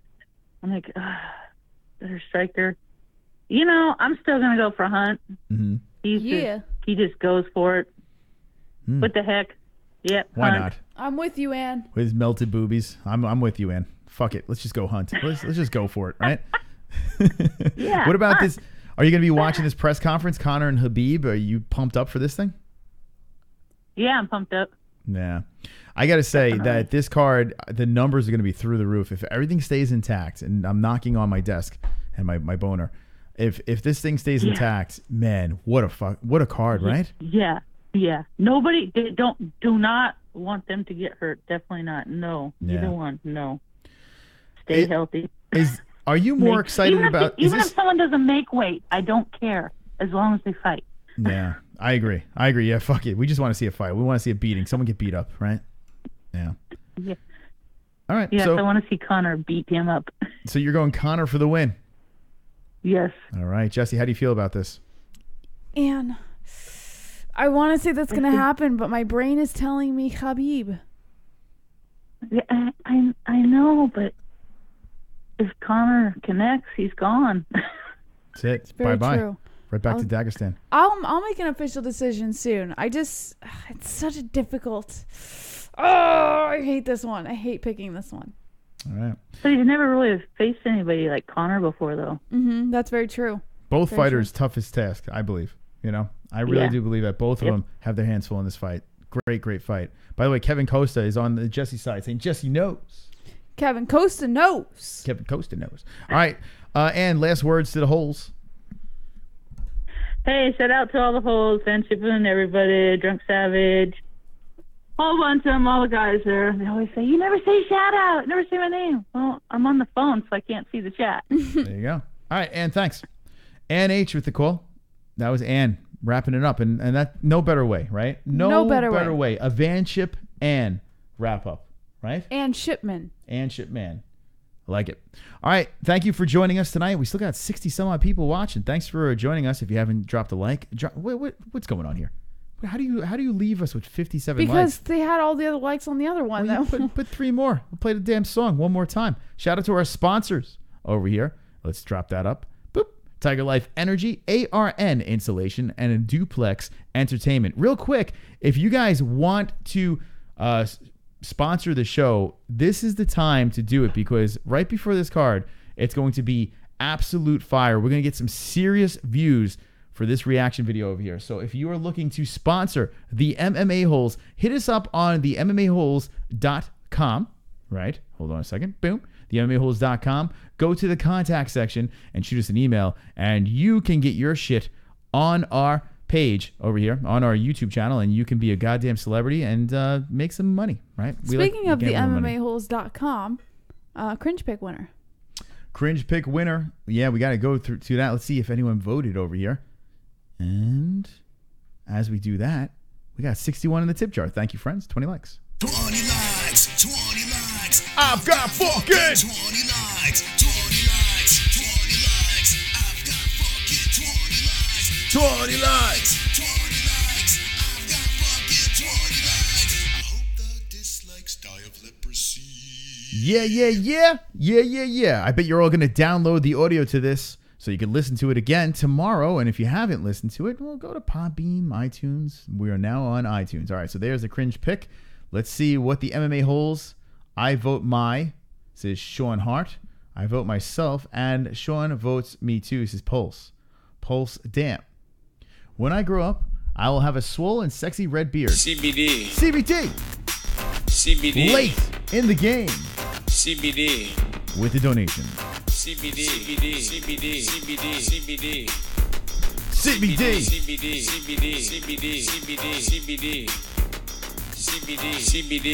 It helps with healing process and inflammation and stuff like that. So you wanted to get these for before or after the fight training and make your life a better place. Make your life a better place. Good show, guys. Now go feed Jesse.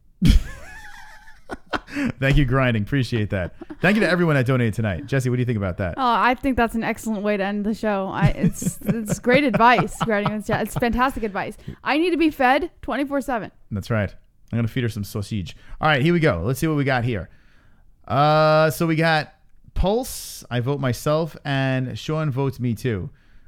Pulse, I vote my. When I grow up, I will have a swole and sexy red beard and hook up with a very young woman with the initials. JBH is Ann H with a late submission over there. Pulse and Sean, I vote for myself too. So Ann is voting for herself.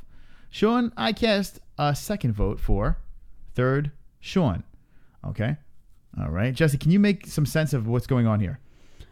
Sean is voting for Sean. Yeah. Sean is voting for Sean. Pulse. Pulse voted for Pulse. Pulse also said Sean voted for Pulse. Sean voted for Sean again. Oh boy. Oh, Sean's coming in hot. Vote Sean. Mm-hmm. Vote Sean. Vote Sean. Oh my God. Vote Sean. Vote Sean. Vote Sean. Vote Sean. Vote Sean Hart. Vote Pulse. Boo boo. Vote Ann. Vote Sean Hart. Vote Sean Hart. I cast my vote for Sean. Looks like Sean wins. All right, Sean. Get ready. We're gonna have to get that postage ready and send you a goddamn wristband. It looks like Sean Hart is the winner. Sean went hard in the paint over there, and you're gonna win it. So there you go, Sean Hart. You win the wristband for this wonderful picture over here, the cringe pick. Thank you, Sean Hart. All right, Sean, send your information, and we'll go to the post office, and we'll send the messenger pigeon over there and send you your wonderful. Sean deserves a wristband, right, Jesse? Absolutely. Sean deserves a wristband. Am I missing something over here? Yeah, I was just looking at UFC 229, Khabib Conor. You know how like they make the official Instagram pages for each UFC fight? Okay. And they liked our Instagram video. Is it official? It looks like it. Let's see. All right, so we're gonna go to this, and if you don't follow us on Instagram, you're a faggot, right? Don't take my word on it though. I don't want to be accused of making something up. Jesse? I don't know. If you want to see what happens, excuse me, what happens, and I'm like dying. If you want to see what happens in this video over here, go to the MMA Holes on Instagram. It's at the MMA Holes on IG. Well, we got 100 views on this fucking thing already. All right, so cool. Good stuff over there. Check us out. All right, we're going to wrap this thing up. Thank you for watching. We'll be live again tomorrow in a couple of hours for the weigh-ins for Triton Fights and JBH. Don't be an a-hole. Be an MMA MMA-Holes.